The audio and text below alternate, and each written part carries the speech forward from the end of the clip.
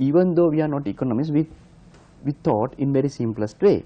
So if we are going to do a free trade agreement, so where the results will be reflected, that those results will be reflected in the external sector of the annual central bank report. Then we have to study the current status of our external sector. Then we have to study the impact of ETCA and how the external sector will be changed. So then external sector is explained in the balance of payment account. Yes. So balance of payment account, we have three categories: current account, capital account, and financial account. So in the current account, we have trade deficit of $9 billion annually, $9 billion. And what we do is we earn around 3 billion from services, then around 7 billion US dollars from foreign remittance.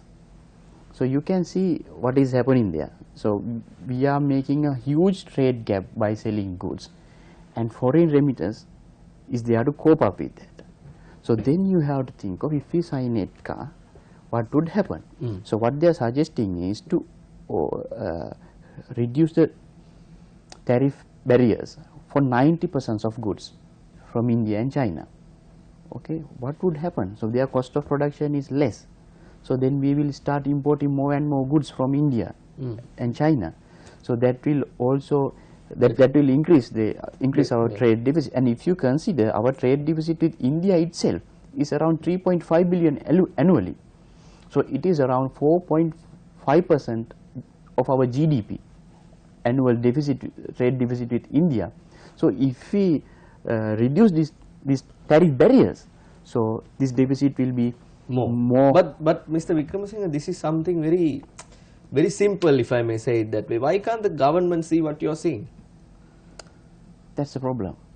I mean, there must be, I think ETCA is a conspiracy, because that's why you don't do a feasibility study. So please show us the feasibility study that you have done. So, or at least answer this.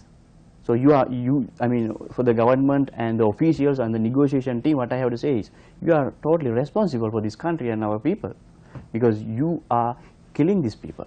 So economists, you might have the doctorate, you might be a professor, but if you must have integrity first. So that's what lack in Sri Lanka. We don't have people with integrity. So they are working with some agendas of other countries or something. That's the issue.